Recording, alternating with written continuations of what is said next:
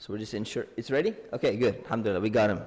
All right. Bismillah ar-Rahman ar-Rahim. Alhamdulillah wa salatu wa salamu ala Rasulillah wa ba'd. Alhamdulillah, welcome to our Friday night program. Today's program is co-sponsored with California Islamic University, which means that it's going to be slightly different than the programs we normally do on Fridays. So this is going to be maybe a little bit more academic in nature. So if you're used to kind of like the more sermon type programs, this is not going to be one of those so much. So just be prepared for that. And I apologize in advance if that's what your understanding was, inshallah. The program tonight is called How and Why Thomas Jefferson Read the Quran. So we're going to start with the video clip, and then I'm going to ask a few questions, okay? You can barely hear it.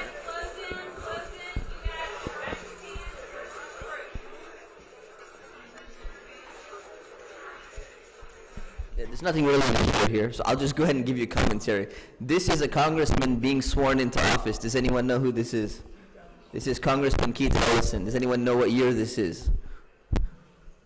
Forget the year. Does anyone know who all these people are that they're panning the camera over? That's his large family. So it was so large that they actually had to do 2 takes for the video of him being sworn in, okay? So I'm going to tell you why this is relevant, all right? So let's close this window. So Keith Ellison converted to Islam when he was in college, and he grew up in a Catholic household. In fact, his mother is still Catholic, and he was sworn into office in 2007 as the first Muslim in Congress and as the first black member of Congress from Minnesota. So what happened was there's a lot of Islamophobia going on. So he found out that there was a copy of the Quran by Thomas Jefferson about 1 month before he was sworn in, and he decided to go ahead and swear in not only on a copy of the Quran, but on that specific copy of the Quran. Now this incident happened a long time ago, and in 2007 a lot of people started talking about this incident. But the reason why it's relevant is it continues to be relevant, not only the subject of Thomas Jefferson and the Quran, but even the swearing in, because of this guy right here. Now this audio is important. So this is a recent video, and you can watch it here. Judge Moore has also said that he doesn't think a Muslim member of Congress should be allowed to be in Congress. Why? Under what provision of the Constitution? Because you have to swear on the Bible. When you are before, I had to do it. I'm an elected official, 3 terms. I had. Can everyone hear that? Yeah. Okay. Good.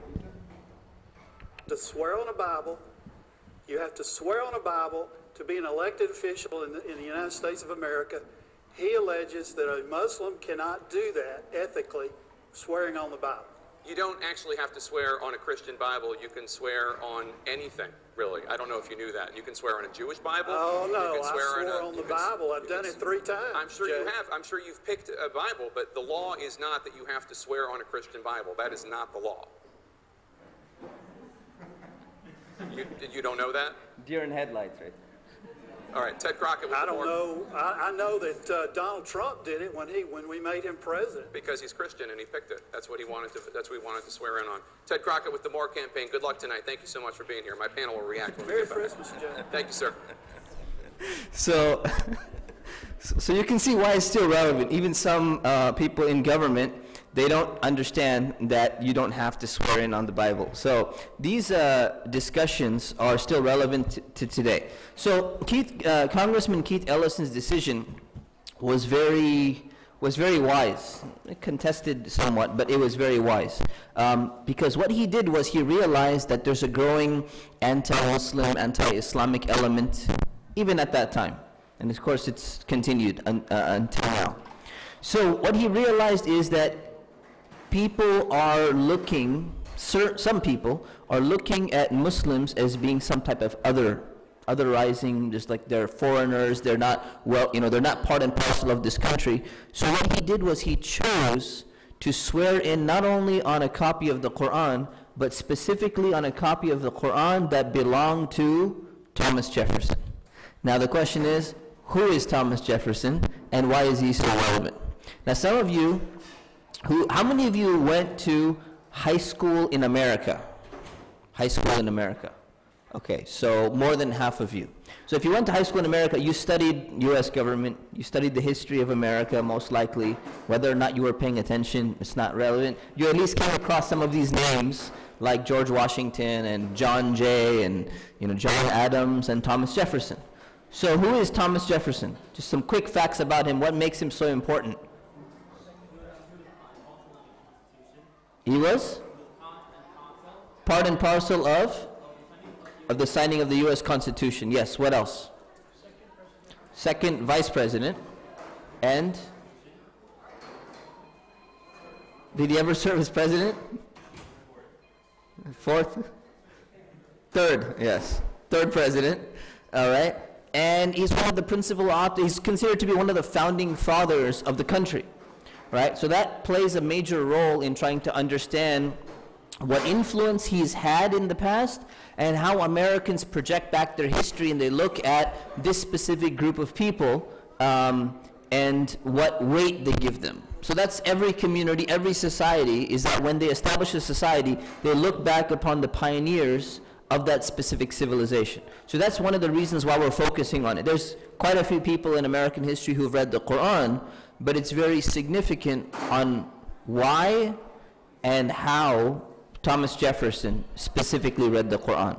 So when the congressman was being sworn in, he found out 1 month later that there's a copy of the Quran that was actually, belonged to Thomas Jefferson in his personal library.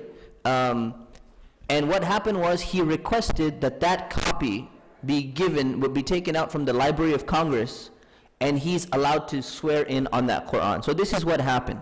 So what happened was, this was a copy, 2 volumes, published in 1764 in London. They had like a colored cover, it had a brown leather binding. This is an ancient book. So he asked for it, and usually they don't give this to average people. They don't just give this to normal people, right? You don't get access to manuscripts. But they understood that now he's going to be a politician, he's going to be someone of importance, so they agreed. So the Library of Congress is right across the street from the Capitol building. So normally they could have just taken the book and walked across, and it would have been very easy. But instead what they did was, they took extra precautions for delivering the Quran for the ceremony that we just witnessed. So first, to protect it from the outside air, this is an ancient book, they put it in a special rectangular box, and they handled it with the green felt wrapper that they were carrying it with. And once instead of walking across the street, they actually went in an underground tunnel to deliver this copy of the Quran to the Capitol building so that he could be sworn in on it. And when they presented to him, he looked at it and he said, now that, that's something. Like it's an ancient book, and it's a very old translation of the Quran. Of course, they had to go through the security system, so they had to run it through the security in order to get it into the Capitol. So that book itself is the original, or one of the original copies of Thomas Jefferson's book, the Quran. And what happened is that when people were printing books at that time, there used to be a way in which they would determine how the binding would be. So what they would write is, sometimes they would write the letter of every number of pages, they would write the letter T at the bottom of every book. And on other pages, they would write the letter J. And that would determine, I don't remember what it stands for, but it stands for something. And that would determine how they would cut the book. So that's just the way all books were. So Thomas Jefferson, what he would do is that every single page, or any page that he wanted to mark with, he saw a T, he would type in his own J afterward to make it TJ for Thomas Jefferson. And any page that had a J on it and he wanted to mark it, he put a T beforehand. So he realized that there's a T and there's a J already happening in the book bindings of that time, so he would add another letter, so he would mark it. So this copy of the Quran was marked specifically by him because you know that a book belonged to him when he would mark it. So you know people write their name in the book. So what he would do is he would put his initials knowing that there's going to be a T or a J there, and he would add the other letter and he would just kind of type it in there and it would be there. So you know exactly that this book really belonged to him.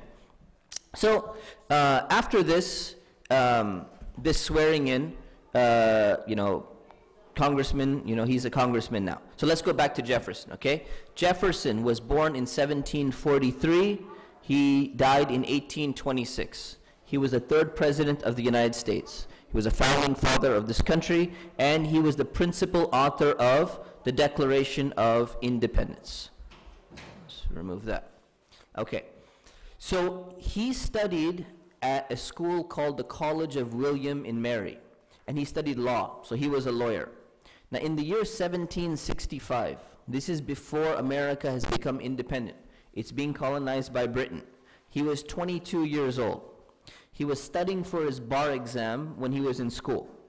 And one of the books that was prominent in the law school program of the College of William and Mary was a book called Of the Law and Nature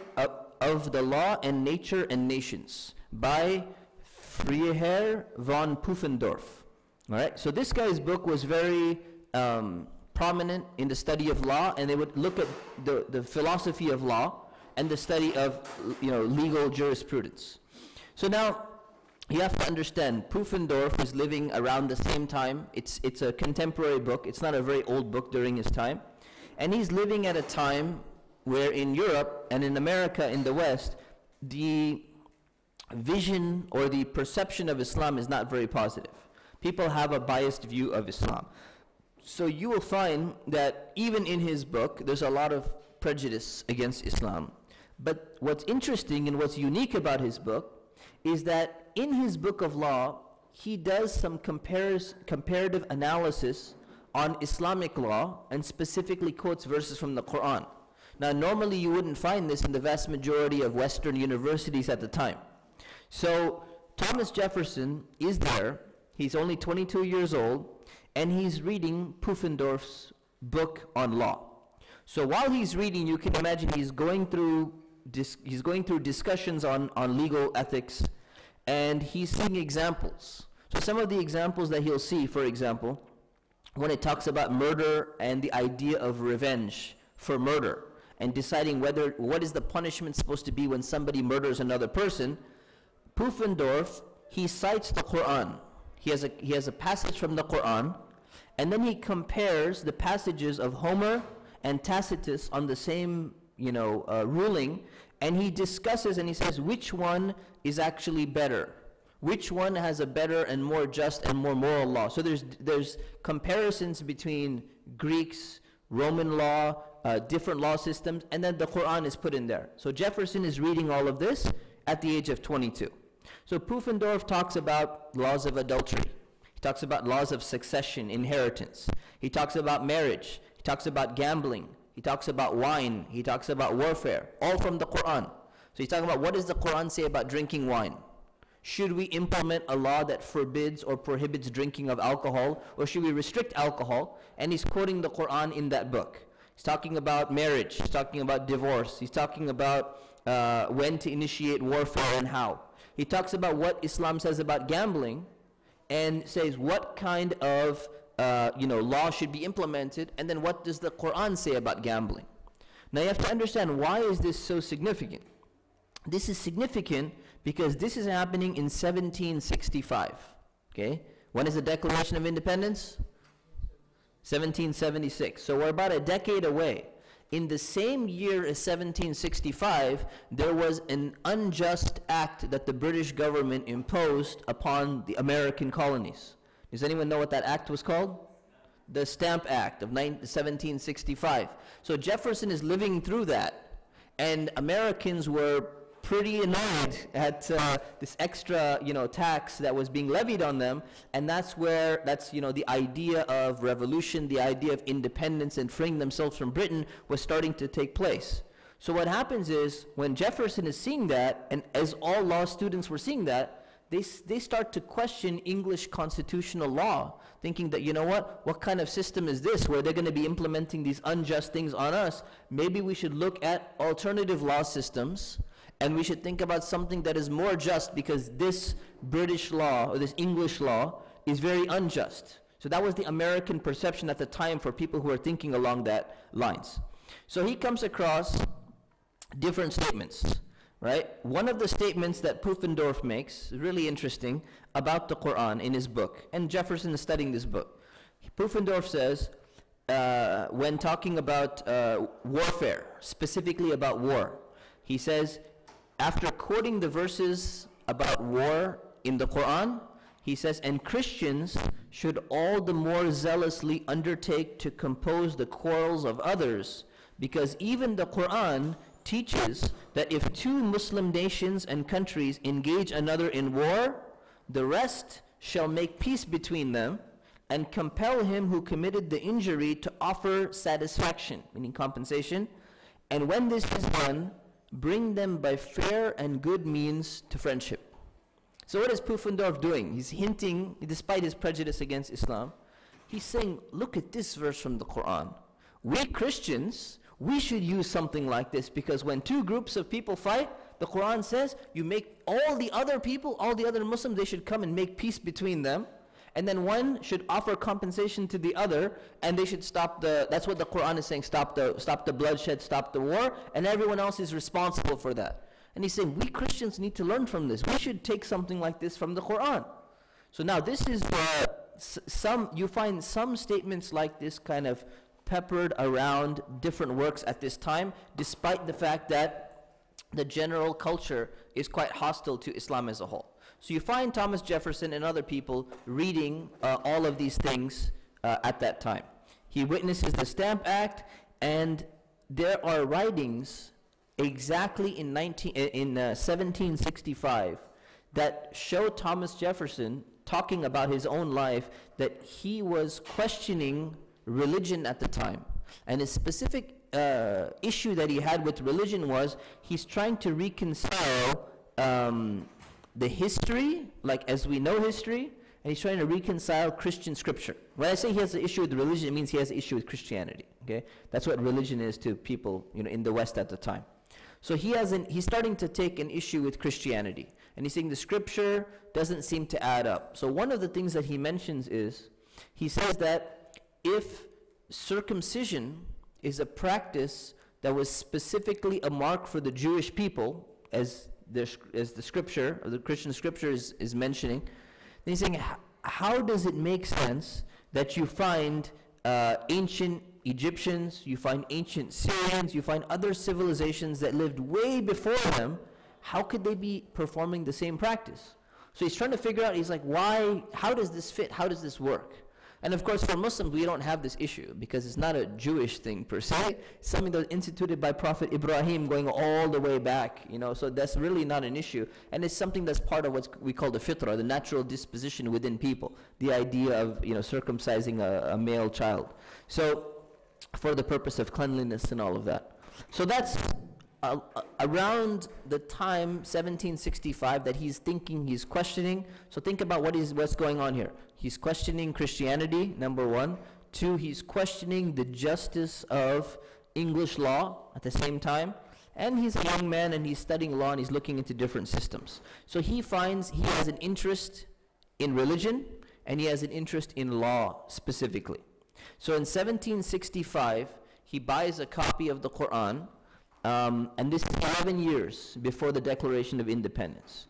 So the copy of the Quran that he bought was a translation of the Quran by George Sale, which was published, originally published in 1734. And this is a picture of it right here.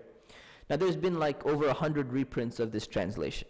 Now the title of this translation is called the Quran, with the K, it's Quran. The Quran, commonly called the Al-Quran of Muhammad, and then he has like a longer thing. So commonly called the Al-Quran of Muhammad.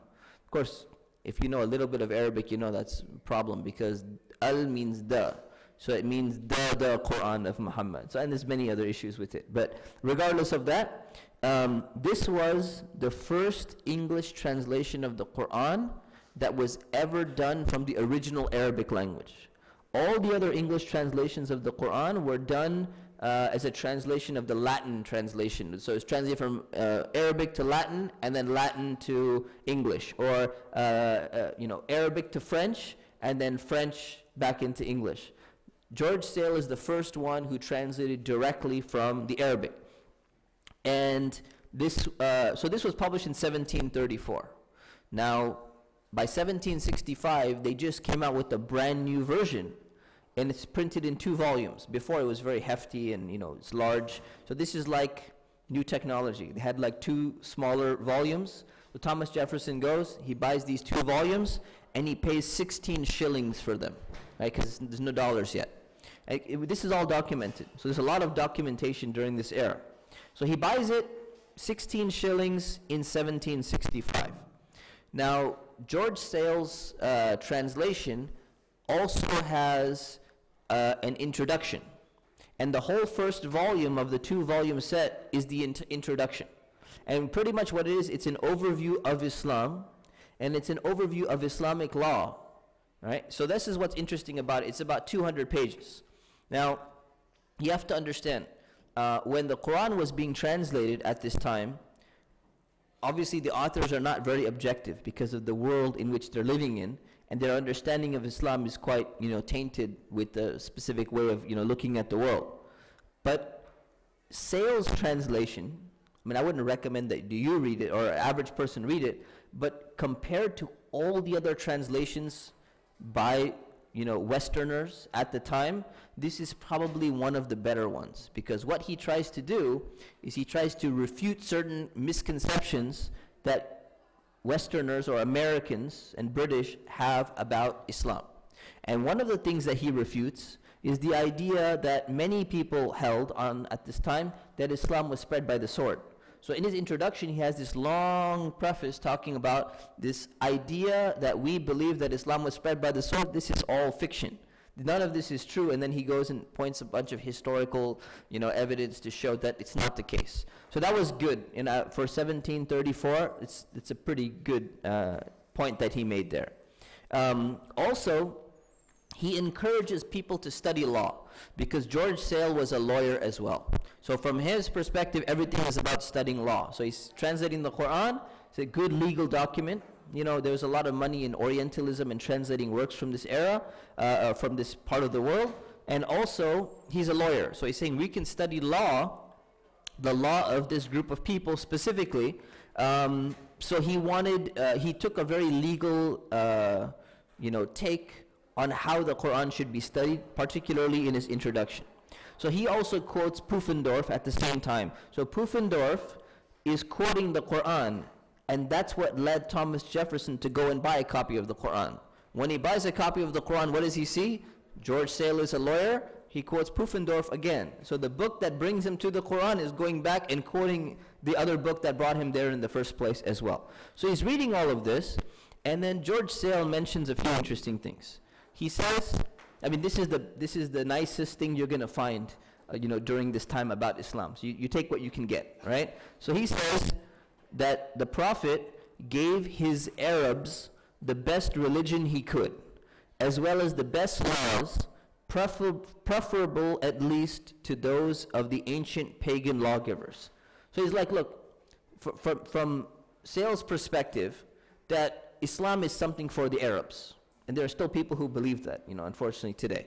He said, this is an Arab thing, and when we look at it, we got to at least admire the fact that, this guy who came 1,400 years ago, or in his case, 1,100 years before, this, you should admire this guy rather than just insulting him all the time, because he gave a much better law than what the Arabs originally had. And for him, he's like, he gave the best thing that he possibly could. So that's like the nicest thing that he could possibly say. And then he says another interesting thing. So he's encouraging people to study Islam, but he cannot say you study Islam because it's a good religion or something like that. You can never say something like that. We don't know what was in his heart. Only Allah knows. But what he says is, he says, if the religious and civil institutions of foreign nations are worth our knowledge, those of Muhammad, the lawgiver of the Arabians and founder of an empire which in less than a century spread itself over a greater part of the world than the Romans were ever masters of, must needs be so. That's the way Old English was, okay? So he's saying, what is his argument? He's basically saying, look, students in America and students in other countries, they study law. And when they study law, they study legal precedent from other areas, from other places. So if there's legal precedent and you're going to study the legal precedent of Rome, because in most law schools at that time, and probably even till today, they study legal precedent of what Roman law was. That's part of their that's part of Western civilization. You know, you have to understand Western civilization is built on three things. It's built on Greco-Roman civilization. It's built on Christianity, and it's built on Enlightenment and reform and all of that. There's three elements that go into it. So they're studying Roman law specifically. What Sayyid is saying is that if the Islamic civilization and the Islamic empire was greater than Rome in terms of its power and its civilization and everything, and he's saying it spread faster than Rome had ever achieved at its height of power. So he's saying this is an impressive civilization. He's saying that if you're going to study Roman law, you might as well study Islamic law as well, right? Because there's something to be gained and there's some benefit that's going to come out of that, right? So, I mean, unfortunately, looks like, most law departments did not really take sales advice yet, but, maybe inshallah someday. So that's a good point that he mentioned. So then, so Thomas Jefferson is reading all of this. Okay. Is that someone's phone?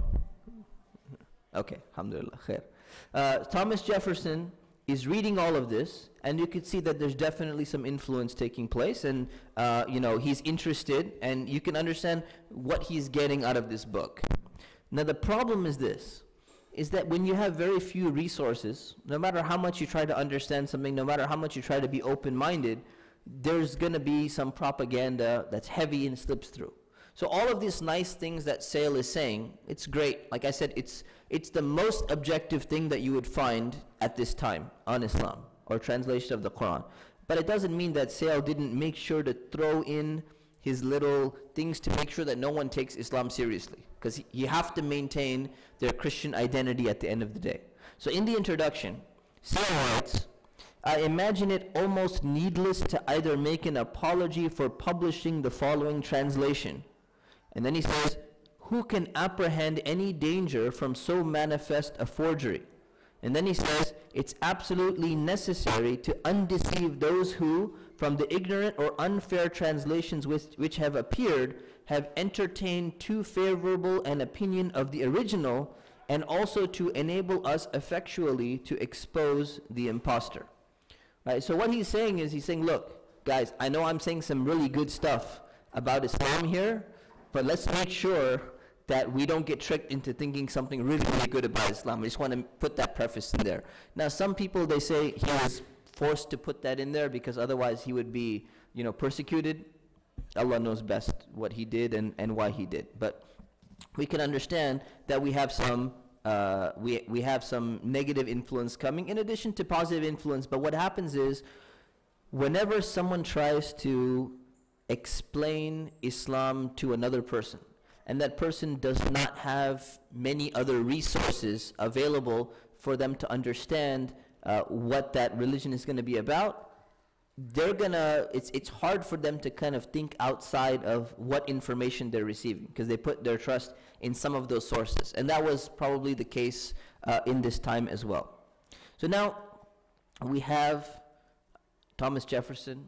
He has his copy of the Quran, he's reading it, he's studying it, and he's looking at it primarily as a law book, okay?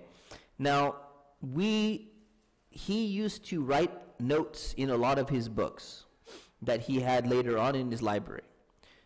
In the Quran, he does not have any notes.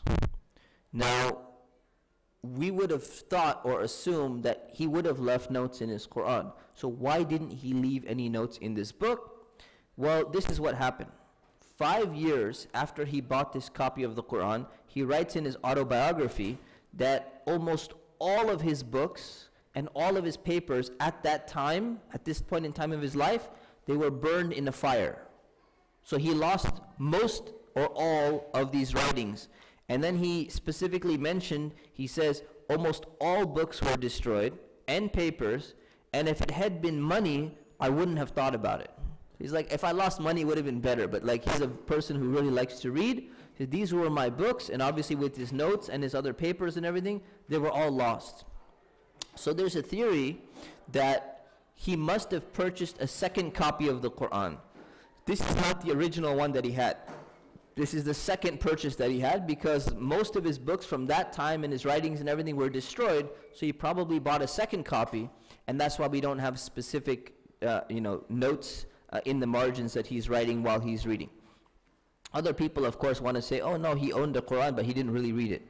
That's a pretty poor theory, because he's reading it from Pufendorf's books and he's reading it from other books. So he's got a copy of the Quran regardless. What ends up happening is, he prepares a manuscript library catalog in the year 1783. This is after independence. And he puts a specific order to his books. So he has books on the Greeks, and he has books on the Romans, and then he's got religious books, he's got books on Christianity, he's got books in different religions, and he prepares a catalog, and his catalog, he specifically says, I have ordered this catalog according to a specific way that I have intended. Now, he didn't explain what he intended. And what he did was, he sold his entire personal library, or a large part of his personal library, to the U.S. government. And his collection formed the basis for the Library of Congress today. The Library of Congress is claimed to be the largest library in the entire world. So he sold his entire collection. He had 6,400 volumes in his collection. So he's a book collector. He's got a lot of books. He got $24,000 for selling those books, which was a lot of money at that time. Now, why is Jefferson selling his books to the U.S. government so that they can make this Library of Congress? Because there was a war in 1812. And what ended up happening was that British troops came and they had burned the library. So now they need a new collection of books. When we talk about, burning of knowledge and things like that, we should be careful about which countries and which people, propagate or perpetrate those type of crimes.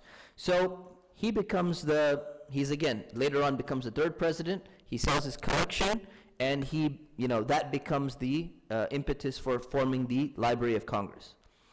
So that's what happened to his Quran, and that's how Congressman Keith Ellison got the copy of the Quran, and that's how it ended up in the Library of Congress. And then one of the buildings of the Library of Congress is called the Thomas Jefferson Building. So a little bit later, if you think about it, up until now, Jefferson has not really encountered a Muslim in his entire life. He's reading a little bit about Islam here and there. He's getting some little bit good stuff, a lot of biased sources. He's looking at the Quran as a book of law, but he's never encountered a Muslim. And what's interesting is that it's estimated that 15 to 30% of the African slaves were Muslim. And even during this time, they must have kept some remnants of their religious practices.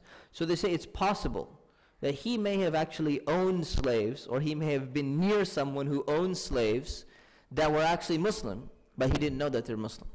And there's more and more research coming out, in this area. So he's never encountered an actual Muslim until the year 1786. So in 1786, this is after American independence. What ends up happening is there's a region of the world, specifically it's known as the Barbary States. And the Barbary States were Algiers, Tunis, Morocco, and Tripoli. This is known as the Barbary Coast, basically. And what's happening is American merchant ships are going through this area, and pirates are attacking them. And these are Muslim pirates. So, and Muslims didn't obviously start piracy, but this started becoming later on. There's a history of piracy that we can talk about that some other day. It'd be an interesting subject. So what happens is Thomas Jefferson and John Adams, they are commissioned by the new government of the United States to go and meet with Abdurrahman. Abdurrahman is the envoy of the Sultan of Tripoli. And they're going to go and meet in London, and they're going to try to convince these people from the Sultan in Tripoli to stop the pirates from attacking American merchant ships. Now understand the context here. This was not a problem before America became independent. And the reason why it wasn't a problem is because the English government, England, they would pay a protection fee to these people so that they never attack their ships. What happened was when America became independent, they say, we're not paying anyone this money. We don't pay this protection money because we don't have the extra money, or we're just, on principle, we're not going to pay this. So they kept on attacking their ships. So they want to go and try to make some kind of peace treaty or peace negotiation with them. So what ends up happening is they meet the envoy. And when they meet the envoy, John Adams and Thomas Jefferson, they ask, so why do you keep attacking us, when we really haven't done anything? Now, Thomas Jefferson records the response of Abdurrahman in his own notes. Now again, this could be exactly true, or maybe it could be an exaggeration because he had a political motive of not wanting to pay. We don't know, but we can still take a lesson from it. So what does Jefferson record his response to be in this specific encounter with Abdurrahman, first Muslim he's ever met, envoy from a government? He said that Abdurrahman responded to him, and he said, the reason why the pirates are attacking you is because this is founded on the laws of their prophet, that it was written in their Quran that all nations who should not have acknowledged their authority were considered sinners, that it was their right and duty to make war upon them wherever they could be found, and to make slaves of all they could take as prisoners, and that every Muslim who should be slain in battle was sure to go to paradise. Reminiscent of something, right? Something in the modern day period. So now Jefferson is writing this, and he's saying, this is what the response that the guy gave me. First encounter with the Muslim ever in his entire life. Very bad response from the Muslim. Definitely not representative of Islam. Now, is this statement, should it even be taken, as being a real statement or a statement of threat? Obviously, this is not the case, because they weren't doing this to the English. They weren't doing this, to the British Empire, because they were paying the tribute. So this analysis and this explanation, we don't know how true it is, but if this is his perception of the one Muslim that he met, you can have an understanding of what effect could this possibly have on his psyche and on himself. But we're going to see that Jefferson was very vocal against this piracy that was taking place, and he did not want to pay any tribute to them at all. But at the same time, the arguments that he made later on for the first attack on these pirates and on these specific countries, there was absolutely no framing of religious argument in his wanting to go and attack them. He did not attack them because they're Muslim. He did not attack them and talk about, we're doing this because their Quran says such and such. So instead, what we find is after his encounter with this guy, there is an effect that this encounter has on Jefferson. So he says, this is what the guy told me. Now, what effect does it actually have on him? We're going to see three specific effects. Effect number one, after he meets the ambassador, he starts to become more and more interested in this part of the world and in the culture of this part of the world. So he goes and he buys some more books. He buys History de Timur Bek, which is the history of the Mongols. And then he goes and buys History of the Revolt of Ali Bey, which is about Egyptian history. And then he buys History of the Present State of the Ottoman Empire. Keep in mind, the Ottoman Empire was still there, and most Westerners, when they referred to Muslims, they would call them Turks. They say the Turks are doing this, and the Turkish religion is this. Everyone was considered to be a Turk because the Ottoman Empire was there. So then he goes and he says, you know what? I want to learn Arabic. So Thomas Jefferson goes, and he had a friend. His name was Samuel Henley. He was an Orientalist. Or Orientalist is a Western scholar who studies the East or the Orient, quote unquote. Usually it means studying Muslim world, not like the Far East so much, but more of like the Muslim world. So this guy knew Arabic. So he gets some advice from him. Thomas Jefferson acquires some books. He buys one book called Posios Asiaticae Commentariorum, right? It's Latin. I'm not very good in Latin. This is a Latin book, and this is a book which is a historical and critical survey of Arabic, Persian, and Turkish poetry. So he starts to get an interest in kind of like what's quote unquote called Oriental languages and literature. Then he goes and buys two basic Arabic grammars. One is Rudimenta Linguae Arabicae, and the other one is Simplificación de Lenguas Orientales. So these are two Arabic grammar books, and he starts teaching himself Arabic from these books, right? And which obviously, so those people who want to learn Arabic, I mean, if Thomas Jefferson could do it on his own without a teacher, without California Islamic University and other programs, anyone can really do it, all right? So he goes and starts teaching himself Arabic, and then he buys an infancy gospel in Arabic. So it's Arabic, Latin side by side.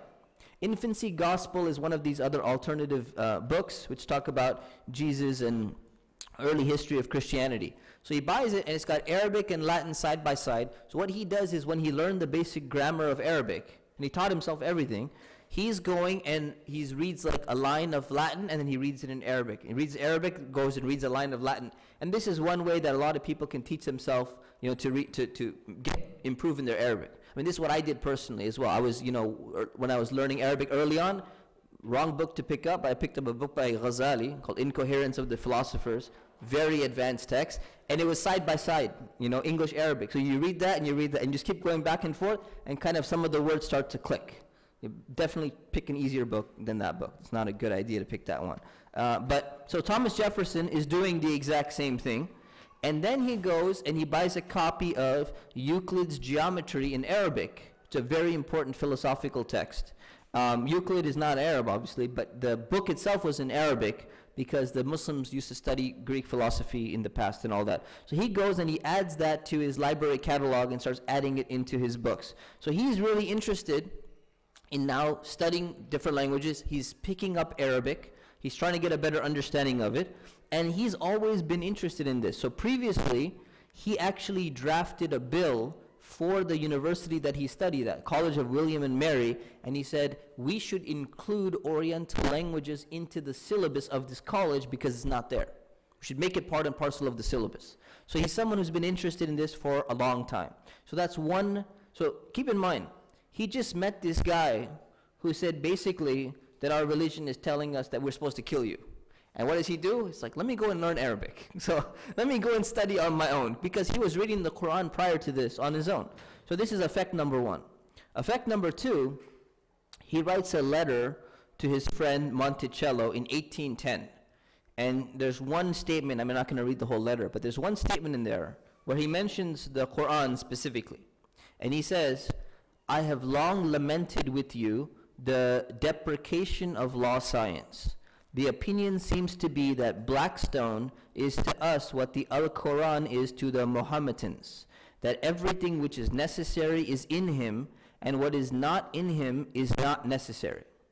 Okay, so I'll explain to you what that means. Okay, so what that means is he's writing a letter to a friend of his, and he's saying that, look, I don't like the way that law is being taught in our colleges currently. We need a reform of law schools and the way in which we study law. So then he talks about, he says, look, there was a famous book at the time that was being studied. It was William Blackstone's Commentaries on the Law of England. This is one of the books that's being studied in the curriculum. And it's a very deep book, and it's got a lot of opinions and a lot of explanation. So what he's saying is, he's saying, I don't like the fact that when people study Blackstone, this specific book on the Commentaries of the Law of England, what happens is when someone reads it, they think that they understand everything that there is to know about law because it's a very comprehensive book. And then they don't go and read anything else. And they limit themselves only to that specifically. And he's saying that that's to us what the Quran is to the Muhammadans, meaning to the Muslims. So he's saying that the idea of reading the Quran, he says for the Muslims, his understanding is Muslims think that by reading the Quran, they're going to understand everything there is to know about the law of the Quran. And you don't need any supplementary references, you don't need any commentaries, you don't need any you don't need any extra Quranic material for you to understand what the law is besides the Quran on its own. I mean, this is a very interesting, it's a side note that he kind of threw in there, but it's very relevant to our day, to our time as well. Because the reality is that to understand the Quran at its 100% at a deep level, you do need supplementary sources. You do need another type of scholarship. It's not just you just go and read it by yourself. So this is the same thing he's criticizing. He's criticizing law schools, and he's criticizing students in law schools for saying if they mastered this one book, they think they understand law completely and they don't need to go to any other books. And he's saying the Muslims do the same thing. They read the Quran and they think that by learning the Quran, they got everything down and they don't need any other commentary. They can figure it out all on their own because it's so vast. And if you take that and you compare it to the incident of what the guy was saying to him, what the ambassador was saying to him, it makes sense. That guy was quoting the Quran and said, well, according to our Quran, we have to go and kill you. Right? And what is he saying? Look at this. These guys think that just by reading the Quran on your own, you're going to be able to understand it, or reading Blackstone on your own, you're going to be able to understand everything there is to learn about law. That's not the case.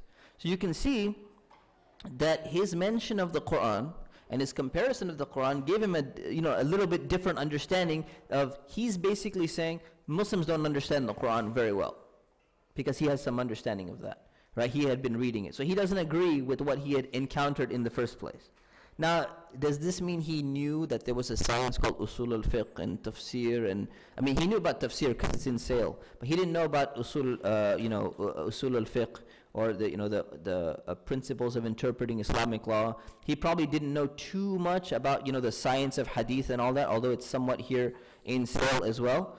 But he kind of had an understanding that something is not right, because when I read the Quran, I'm seeing one thing, and then the Muslims are coming with something different. So that was his argument. So that's number two, despite the fact that he encountered this Muslim. The third thing he did was, in 1777, when he was drafting a bill for establishing religious freedom, he wrote in his autobiography, okay, this is 1 year after the Declaration of Independence. He writes in his autobiography, he says, when I was drafting that bill for establishing religious freedom, an amendment was proposed. So some people came and they said, we want an amendment to the language that you've put. And they wanted to insert the word Jesus Christ in there. So this is what it read. He was writing something, I won't go into details, but he was writing something, and then it says that if we did this, it would be a departure from the plan of the holy author of our religion. That's all he wrote. This would be a departure from the plan of the author of our holy religion. So some people came to him and they said, we want Jesus Christ inserted. So it should say specifically, a departure from the plan of Jesus Christ, the holy author of our religion.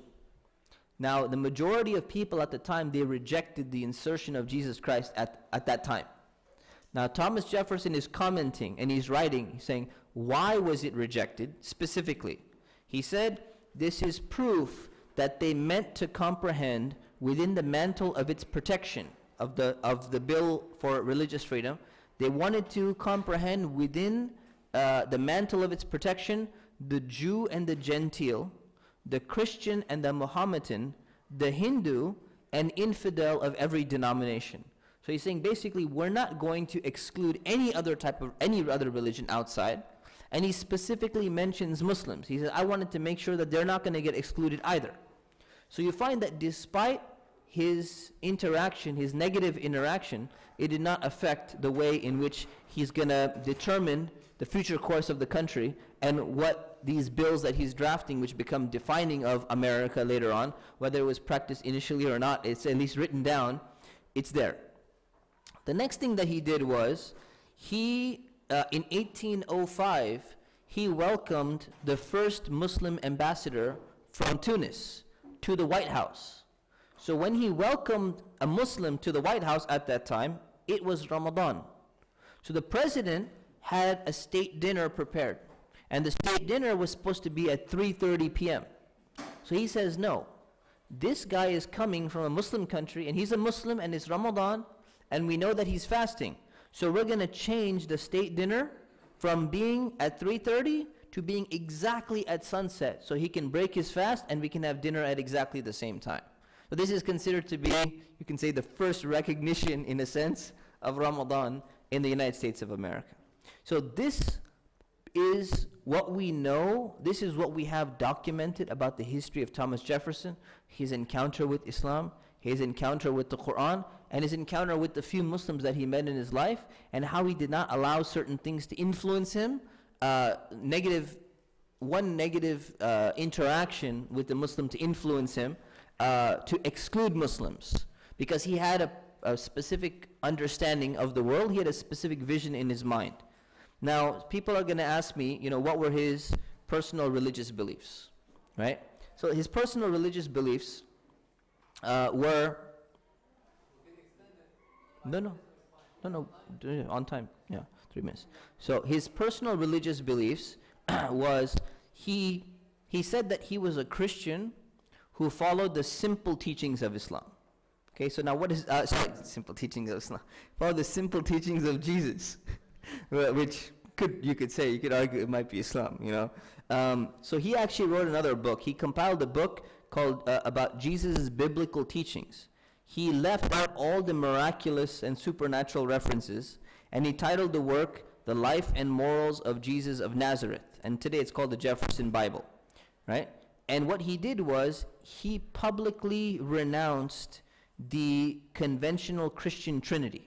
And he said, I don't accept that Jesus is the Son of God, and I don't accept that Jesus is divine. So I don't accept the Trinity. And when he was running for president, the Federalists attacked him and said, this guy is an atheist. So then he started, responding, during this election cycle and saying, no, he started praising religion, and Christianity is very good and has good morals and all of that. And he got elected anyways. So he was someone who was very anti-Christian establishment, right? And in fact, one time he actually supported banning all clergy from public office. He said no clergy should ever be allowed to serve in public office because of what they have done in the past in Christian church and all of that. So you understand this is kind of his mentality, but then he relented and he let that one go.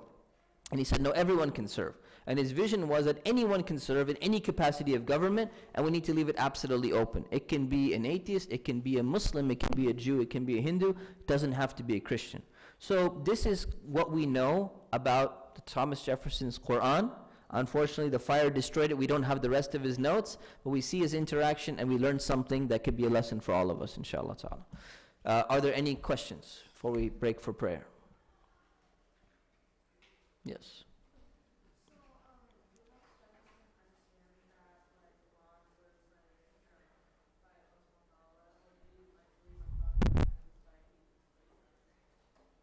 The Quran?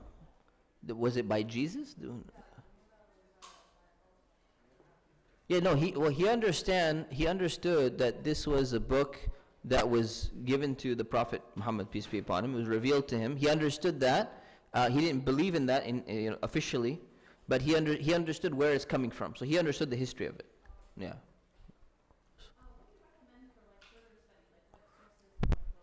So further study depends if you want to go in depth or not. There's a really good article published by University of North Carolina Press.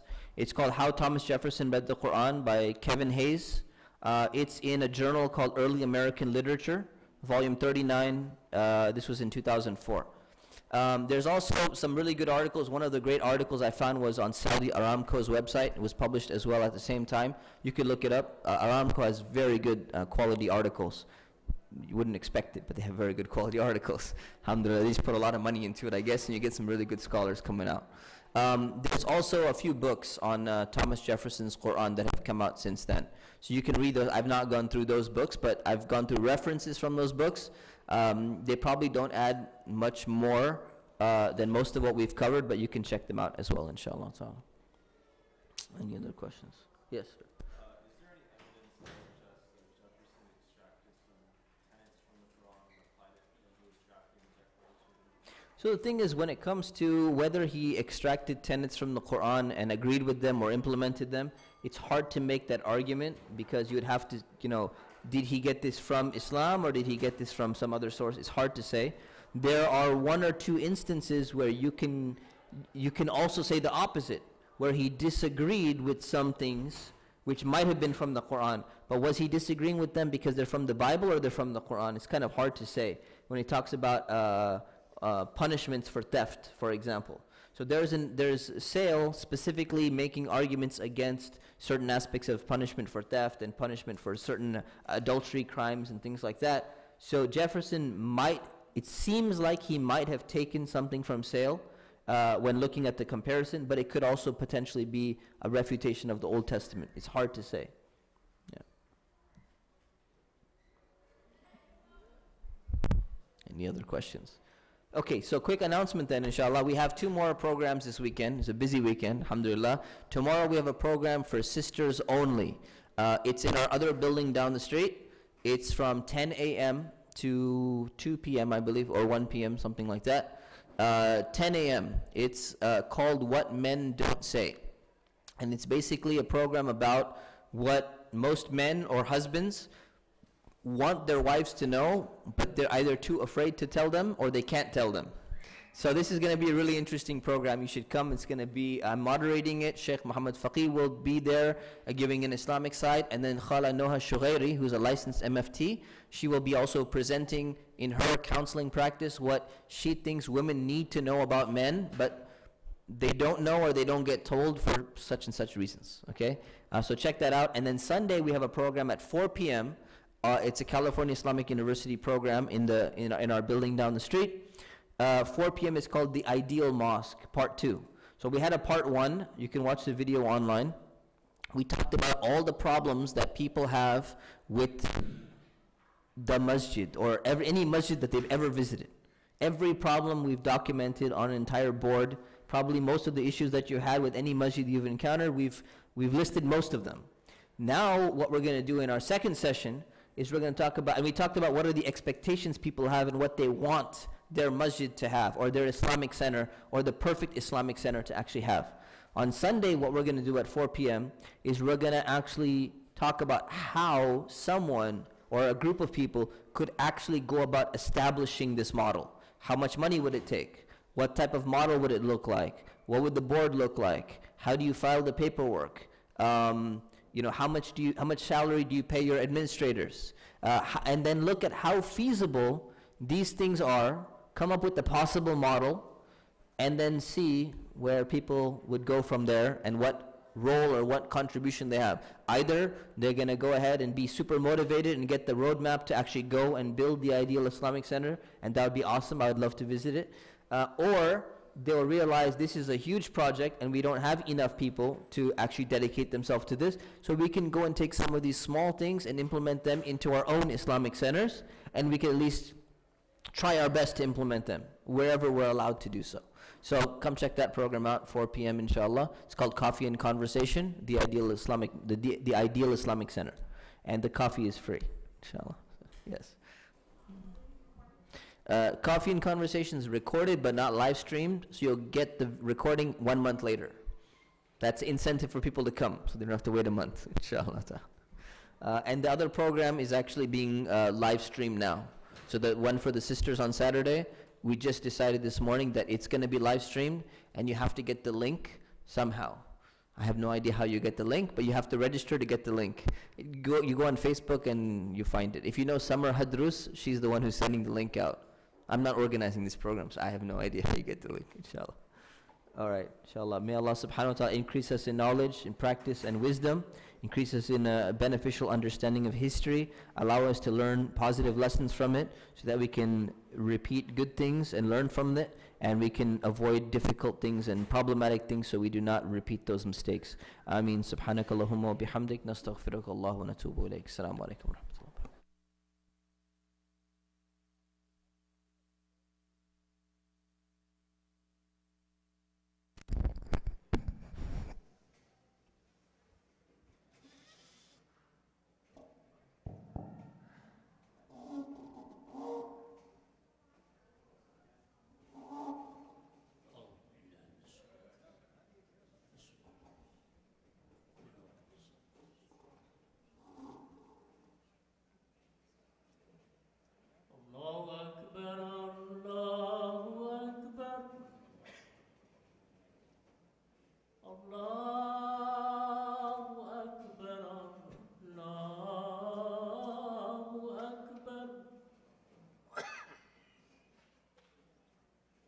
أشهد أن لا إله إلا الله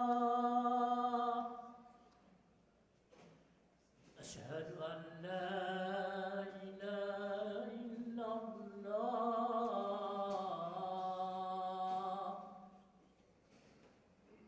أشهد أن محمدا رسول الله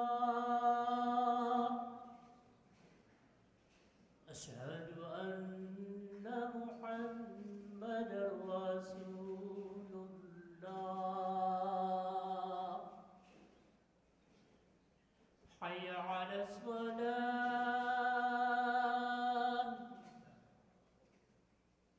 حي على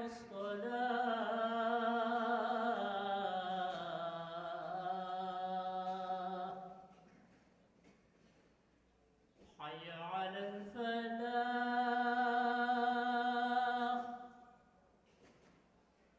حي على